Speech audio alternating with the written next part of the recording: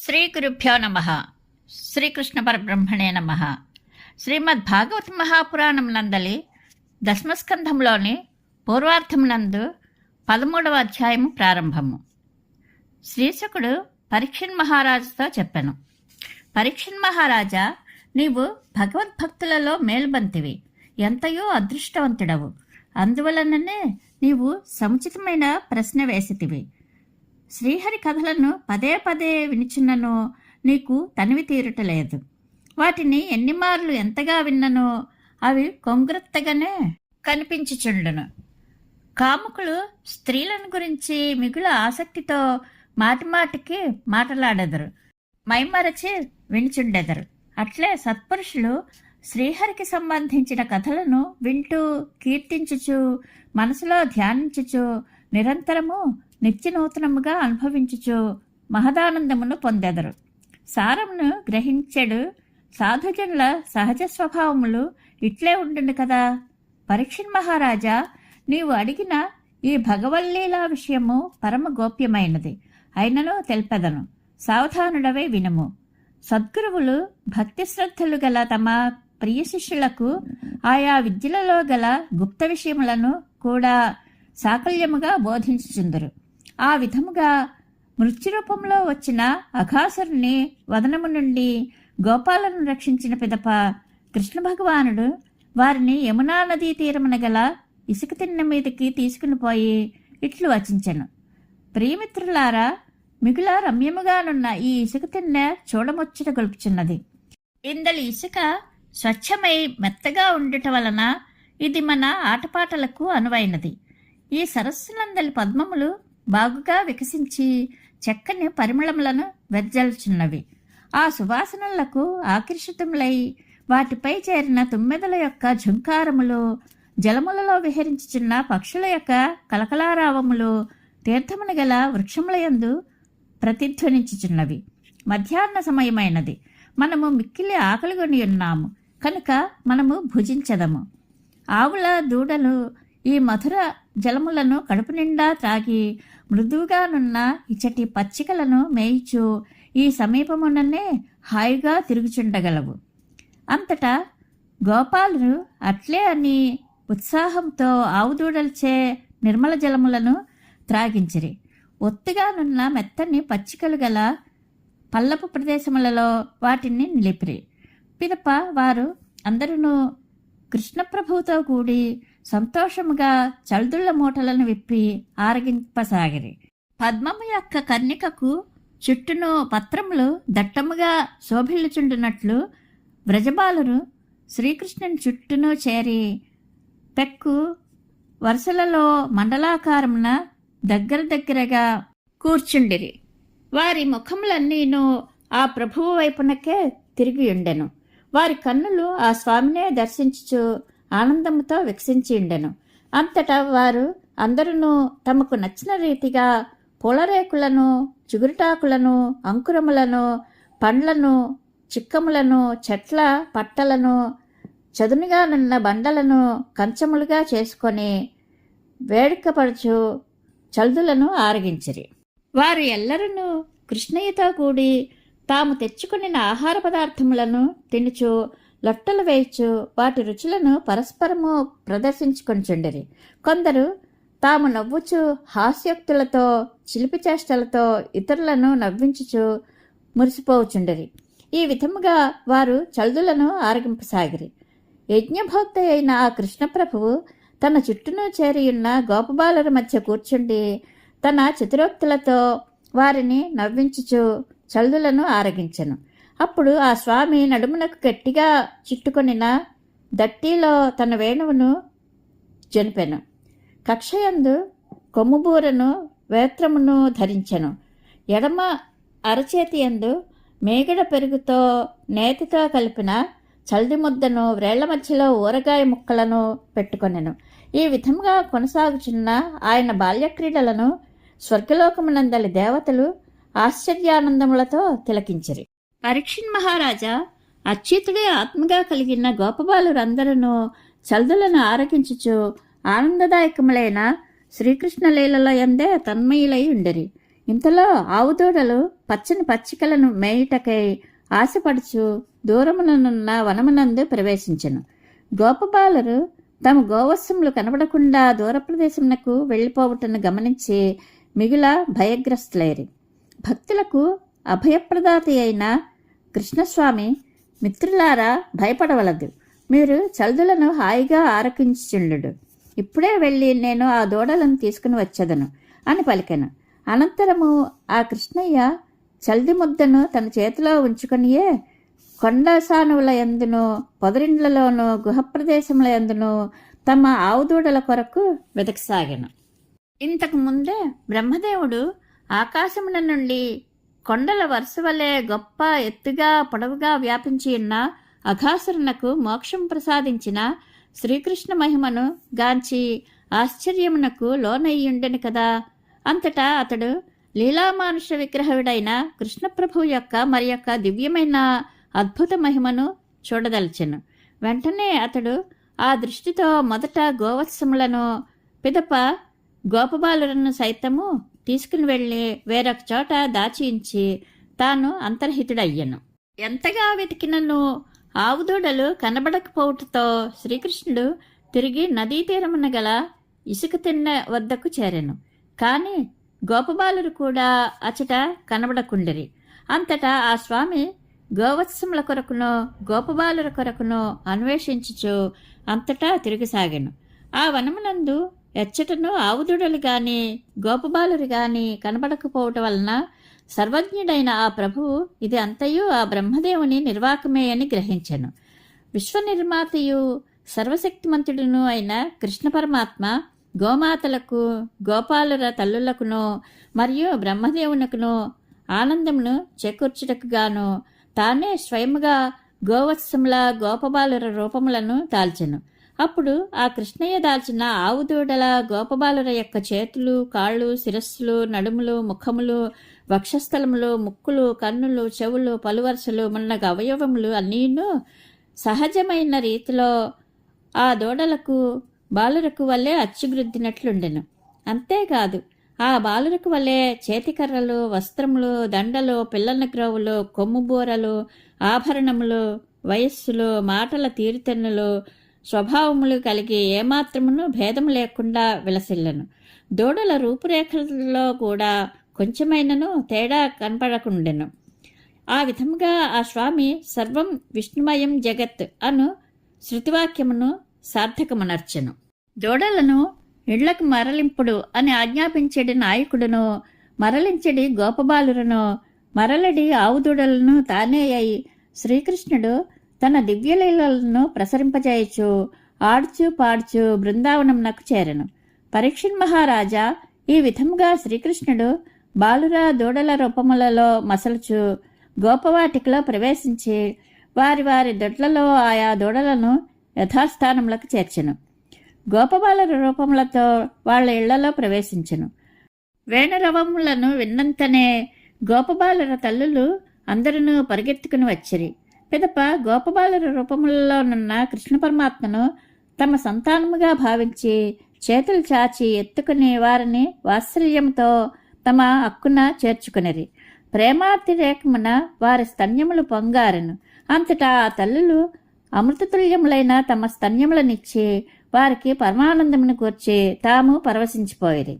పరీక్షణ్ మహారాజా ఆ గోపభామినులు సంతోషము నిండార్చుండగా తమ అనంగు సుతులకు తలంట్లు పోసి సుగంధ లేపనములను అలదిరి. వస్త్రములతో ఆభరణములతో అలంకరించిన పిదప భ్రూమధ్యమున రక్షాతిలకములను దిద్ది వారికి కమ్మని పదార్థములతో భోజనములు పెట్టి లాలించిరి.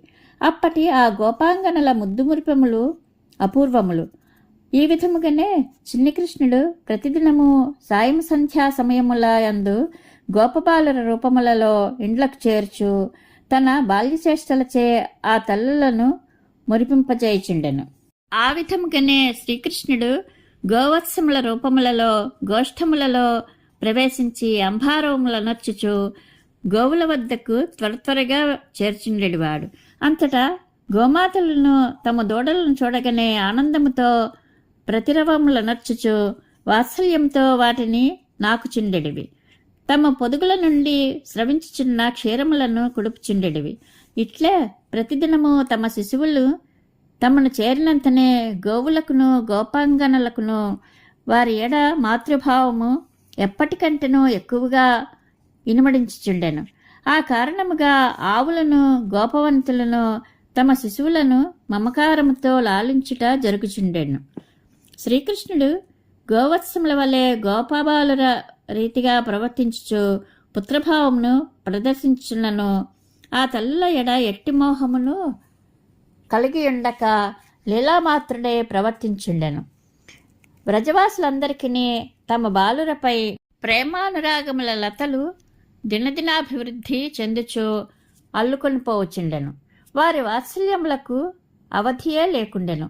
ఇంత ఏలా శ్రీకృష్ణునిపై వలనే వారు తమ పిల్లలపైనను చక్కని మక్కువను చూపుచుండిరి. ఇట్లు 1 సంవత్సరము గడిచెను.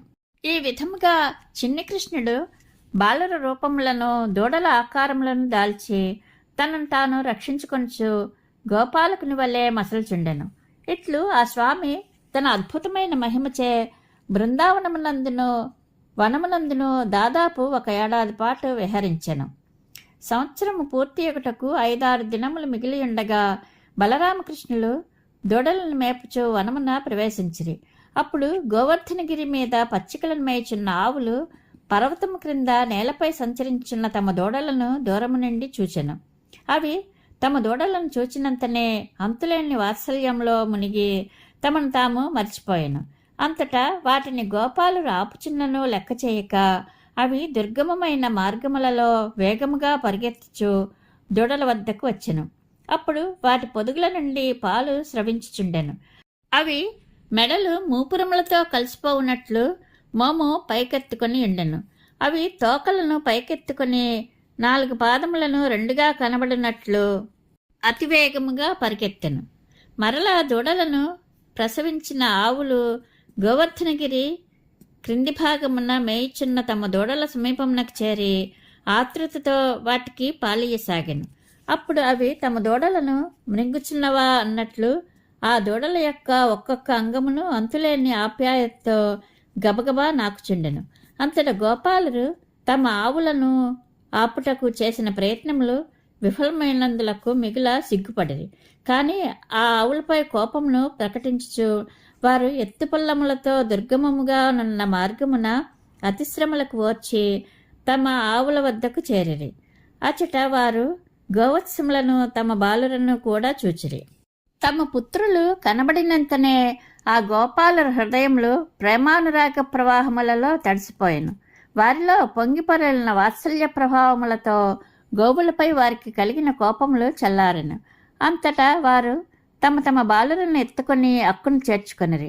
వారి శిరములను మూర్కొనుచు పరమానంద భరితులైరి. వృద్ధులైన గోపాలురు తమ పిల్లలను గుండెలకు హత్తుకొని మెక్కిలి ఆనంద పరవశులైరి. పిమ్మట వారు అతి కష్టము మీద ఆ బాలకులను విడిచిపెట్టి వెళ్ళిరి. ఇండ్లకు చేరిన పిదప కూడా వారు తమ బాలుర ఆలింగన సౌఖ్యములను స్మరించుకొనుచుండుటతో వారి నేత్రముల నుండి ఆనంద బాష్పములు స్రవించుచునే ఉండెను. వ్రజవాసులైన గోపాలులకును గోపకాంతలకును గోవులకును తల్లిపాలు త్రాగుట మానివేసిన సంతానముపై కూడా అనుక్షణము ప్రేమానురాగములు ఉత్కంఠ అధికమగుచుండుటను బలరాముడు గమనించెను. అందులకు గల కారణము బోధపడక అతడు ఇట్లు తనలో ఆలోచించసాగెను. వ్రజవాసులకును నాకును సర్వాత్ముడైన శ్రీకృష్ణునిపై వలనే ఈ బాలకులపై దూడలపై కూడా ఎనలేని ప్రేమ వృద్ధి ఎక్కుచున్నది. ఈ అద్భుత విషయమునకు కారణమేమి కావచ్చును? నన్ను కూడా భ్రమింపచేయుచున్న ఈ మాయ ఎక్కడి నుండి వచ్చినది? దీనిని ఎవరు సృష్టించిరి? దేవతల, మానవుల, లేక అసురుల? ముమ్మాటికి ఇతరులకి ఇది కానే కాదు. ఇది నా ప్రభువైన శ్రీకృష్ణుని మాయయే ఎగుట తథ్యము. కానిచో ఇతరులకు నన్ను మోహితుని చేయగల సామర్థ్యమెక్కడిది? ఇటులా బాగుగా ఆలోచించిన పిదప బలరాముడు తన జ్ఞానదృష్టి ద్వారా చూచెను. అప్పుడతడు అచటి ఆవుదూడల యందును తన వయస్సుకు చెందిన గోపబాలుర యందును శ్రీకృష్ణునే దర్శించెను. అంతటా బలరాముడు, ఓ ప్రభు, వీరు లోకపాలకులు కారు, మహర్షులు కూడా కారు. వేరువేరుగా ఉన్న గోపబాలులలో మరియు ఆవుదూడలలో అన్నింటి యందు నీవే భాసిల్లుచున్నావు. సర్వము నీవే ఎట్లు అయితివి? ఈ విషయమును గూర్చి వివరించి చెప్పమని బలరాముడు అడిగాను. అందుకు శ్రీకృష్ణుడు జరిగిన వృత్తాంతమును సంక్షిప్తముగా బలరామునకు చెప్పెను. పరీక్షణ్ మహారాజా, అంతలో బ్రహ్మదేవుడు సత్యలోకము నుండి బృందావనమునకు ఏతించెను. బ్రహ్మలోక కాల ప్రమాణమును అనుసరించి అప్పటికి ఒక క్షణము గడిచి ఉండెను. కానీ భూలోక ప్రమాణమును బట్టి 1 సంవత్సరము గడిచిపోయాను.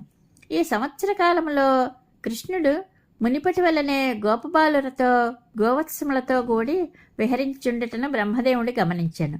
అంతటా బ్రహ్మదేవుడు ఇట్లా అనుకొనెను, గోకులమున గల సమస్త బాలురును ఆవుదూడలను నా మాయాప్రభావమున గుహలోనే శయనించి ఉన్నారు. ఇంతవరకును నేను వారిని, ఆ వత్సములను నిద్రావస్థ నుండి మేల్కొల్పలేదు. నా మాయచే మోహితులైన గోపబాలులను గోవత్సములను ఆ గుహలోనే ఇండరి. కానీ అదే సంఖ్యలో ఆ రూపములే గల గోపబాలురు ఆవుదూడలు శ్రీకృష్ణునితో కూడి 1 సంవత్సరం పాటు ఇచ్చట క్రీడించుచున్నారు. ఇదెట్లు సంభవము? బ్రహ్మ అచ్చటి గుహలో నిద్రించుచున్న పిల్లలను దూడలను ఇచ్చట బృందావన సమీపమున విహరించుచున్న గోపబాలులను గోవత్సములను చూచెను. పిమ్మట అతడు ఎంతోసేపు ధ్యానమగ్నుడై జ్ఞానదృష్టితో ఈ రహస్యమును తెలుసుకొనుటకు యత్నించెను.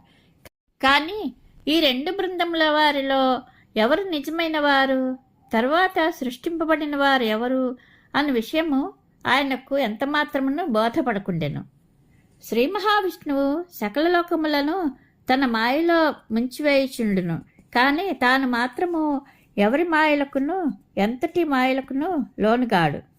అట్టి శ్రీహరిని మోహమున పడవేయుటకు యత్నించిన విధాత చివరకు తానే మోహితుడయ్యను. పగటిపూట మిణుగురు పురుగు కాంతి తేలిపోవును. ఘోరరాత్రి వేళ పొగమంచు చీకటిలో కలిసిపోయి అదృశ్యములగును. అట్లే శ్రీ మహావిష్ణువుపై ఎవరు ఎట్టి మాయలను ప్రయోగించిననో అవి నిర్వీర్యములే యగును. అంతేకాక ప్రయోగించిన వారి ఔన్నత్యమును కూడా దిగజార్చును.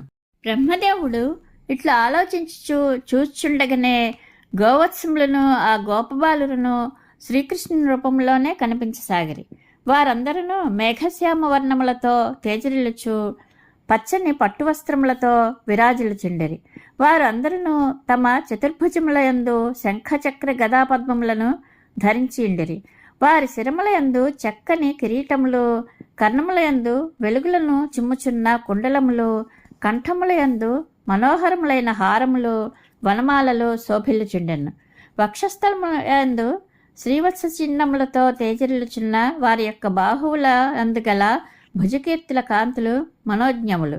వారి మణికట్టులయందు రత్నములు పొదిగిన కంకణములు శంఖాకృతిలో మిలమిల మెరయుచుండెను. కాళ్ళయందుల అందెలు కడియములు శోభాయమానములై ఉండెను. వారు నడుములయందు ధరించిన బంగారు సూత్రములు, వ్రేళ్లయందు దాల్చిన ఉంగరములు చక్కని కాంతులు ఎంచుండెను. నఖశిఖ పర్యంతములు గల వారి సర్వాంగములను పుణ్యాత్ములైన పరమభక్తులు అర్పించిన కోమలములైన నవ్య తులసీమాలలతో అలరార్చుండెను. వెన్నెల వలె స్వచ్ఛములైన చిరునవ్వుల కాంతులతోనూ రాగరంజితములైన క్రీగంటి చూపుల శోభలతోనూ విరాజిల్లుచున్న ఆ కృష్ణస్వరూపులు సత్వ రజోగుణములను స్వీకరించే సృష్టి కార్యక్రమమును నెరపుచు తమ భక్తుల కోరికలను ఈడేర్చుచు వారిని పాలించుచున్నట్లు విలసిల్లుచుండిరి. అప్పుడు బ్రహ్మదేవుడు తన వలనే ఉన్న మరి యొక్క బ్రహ్మదేవుడు మొదలుకొని తృణము వరకు సకల చరాచర ప్రాణులు ఆకృతులను దాల్చి నృత్యములతోనూ గానములతోనూ వివిధములకు పూజా విధానములతోనూ వేర్వేరుగా ఆ స్వామి యొక్క రూపములను అన్నింటినీ ఉపాసించినట్లు గమనించెను. హణిమా మహిమాది సిద్ధులను, మాయాప్రభృతి విభూతులను, మహత్తు మున్నగు 24 తత్వములను మూర్తిమంతములై వారి చుట్టూను చేరి ఉపాసించుండెను. ప్రకృతి యందు క్షోభను గూర్చినట్టి కాలము, దాని పరిణామమునకు కారణమైన స్వభావము, వాసనలను జాగృతమనర్చినట్టి సంస్కారములు, కోరికలు, కర్మలు, విషయములు, వాటి ఫలములు అన్నీ ఆకారములను దాల్చి ఆ లీలాకృష్ణులను సేవించుండెను. అప్పుడు భగవంతుని శక్తి సామర్థ్యముల ముందు ఆ కాలాదులు తమ శక్తి సామర్థ్యముల అస్తిత్వమునే కోల్పోయి ఉండెను. ఆ లీలాకృష్ణులు భూత భవిష్యత్ వర్తమాన కాలములకు అతీతులు. వారు అందరూ స్వయం ప్రకాశమానులు, అనంతమైన ఆనంద స్వరూపులు. వారిలో జడచేతన భేదభావములు లేవు. వారు అందరూ ఒకే రూపములను కలిగి ఉండరి. ఉపనిషద్ద్రష్టులైన తత్వజ్ఞానుల దృష్టి కూడా వారి అనంత మహిమలను గూర్చి లేసమాత్రమును స్పృశింపజాలదు. ఈ విధముగా ఆ బ్రహ్మదేవుడు ఒకేసారి అచ్చటనున్న వారినందరినీ కృష్ణ పరమాత్మ స్వరూపములలో చూచెను. వారి ప్రకాశములతోడనే సమస్త చరాచర జగత్తు ప్రకాశమానమగుచుండెను. మిక్కిలి ఆశ్చర్యకరమైన ఈ దృశ్యమును గాంచి బ్రహ్మదేవుడు నిశ్చేష్టుడాయను. అతని 11 ఇంద్రియములను క్షోభకు గురి అయి చేష్టలు ఒడిగాను. ఆ జ్యోతిస్వరూపముల ముందు అతడు బ్రజభూమి యొక్క అధిష్టాన దేవత ముందు ఒక బొమ్మ వలె నిలిచిపోయాను. పరీక్షిత్ మహారాజా, భగవంతుని స్వరూపము తర్కములకు అందనిది. అతని మహిమ అసాధారణమైనది. అతడు స్వయం ప్రకాశమానుడు, ఆనంద స్వరూపుడు, మాయకు అతీతుడు. వేదాంతములు కూడా ఆ ప్రభువు స్వరూపము ఇట్టిది అని వర్ణింపజాలనివై నిషేధార్థముల ద్వారా సంకేతమనర్చును. సరస్వతీనాథులైన బ్రహ్మదేవుడు సకల విద్యలకు అధిపతి అయ్యినో ఆ కృష్ణ పరమాత్మ యొక్క దివ్యస్వరూపమును ఏ కొంచెము కూడా గ్రహింపలేకపోయాను. అంతేకాదు, మహిమాన్వితమైన ఆ రూపమును చూచుటకును అసమర్థుడాయను. అతని కన్నులు మూతపడెను. శ్రీకృష్ణ భగవానుడు బ్రహ్మదేవుని యొక్క ఈ మోహమును, అసక్తతను గ్రహించి వెంటనే తన మాయతరను తొలగించెను. తన లీలారూపములను, అనగా తాను ధరించిన గోపబాలుల యొక్క గోవత్సముల యొక్క రూపములను ఉపసంహరించుకొనెను. అంతటా మృతి చెందినవాడు సజీవుడు అయినట్లుగా బ్రహ్మదేవుడు తేరుకొని అతి కష్టము మీద కన్నులు తెరచెను. అప్పుడు ఆయనకు తనతో పాటు ఈ సమస్త జగత్తు కనబడెను. అంతటా నలుదిక్కులా తేరిపారు చూడగా తన ఎదుట బృందావనము కనిపించెను. ఎల్లరకును ప్రీతిపాత్రమైనది ఆ బృందావనము. పత్రములతో, ఫలపుష్పాదులతో ఒప్పుచు సకల ప్రాణులకును జీవమును ప్రసాదించుండెడి వృక్షములతో నిండి ఆ బృందావనము కళకళలాడుచుండెను. శ్రీకృష్ణ భగవానుని లీలాభూమి ఒకటి వలన ఆ బృందావనమునందు కోపతాపములకును కామక్రోధలోభాది షడ్వర్గములకును తావే లేకుండెను. తత్ప్రభావమున సహజములైన దుస్త్యజములైన వైరములను మాని అచటి మానవులు, పశువులు, పక్షులు, మృగములు మిత్రుల వలె పరస్పర ప్రేమానురాగములతో మెలగుచుండుటను బ్రహ్మదేవుడు గాంచెను. బృందావనమును గాంచిన పిదప బ్రహ్మదేవుడు బాలకృష్ణుని వీక్షించెను. లీలావతారుడైన ఆ కృష్ణప్రభువు త్రిగుణాత్మకమైన విశ్వమునకు ఆధారమైన వాడు, సకల ప్రాణులకును అంతరాత్మ అయినవాడు. ఆయనకు అన్యులు లేరు. అట్టి ఆ ప్రభువు అప్పుడు గోపాలుడై దూడల కొరకు వెదకుచుండెను. సర్వజ్ఞుడైన ఆ స్వామి ఏమియూ ఎరుగని వాని వలె తోడి బాలులను పిలుచుచుండెను. అతడు గోపాల వంశబాలుని వలె నాట్యమనర్చుచుండెను. ఆ మహాత్ముని దృష్టిలో బాహ్యాభ్యంతరములు లేవు. అయినను ఇప్పుడు అతడు ఆవుదూడల అడుగుజాడలను అరైచు అటునిటు సంచరించుండెను. అతడు మిగుల గంభీరుడయ్యును ఏమాత్రము తొణకక దూడల కొరకు ఇటునటు పరుగులు తీయుచున్నట్లు నటించుండెను.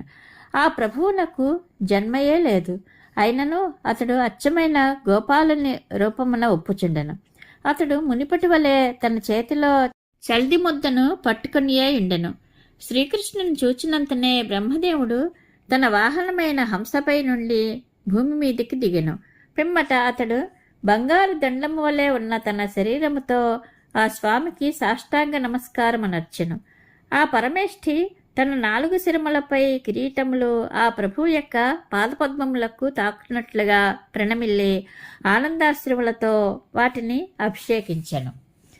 ఇంతకు మునుపు తాను దర్శించిన లీలాకృష్ణుల రూపములను పదే పదే స్మరించుచు ఆ బ్రహ్మదేవుడు మాటిమాటికిని ఆ స్వామి యొక్క చరణకమలములకు ప్రణమిల్లుచుండెను.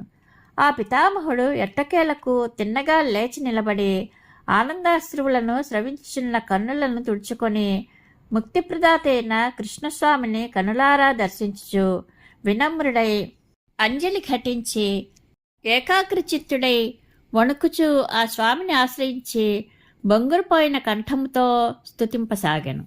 ఇది శ్రీమద్భాగవత మహాపురాణమునందలి దశమస్కంధములోని పూర్వార్థమునందు 13వ అధ్యాయము సంపూర్ణము. శ్రీకృష్ణానుగ్రహ ప్రాప్తిరస్తు. శుభం భూయాత్.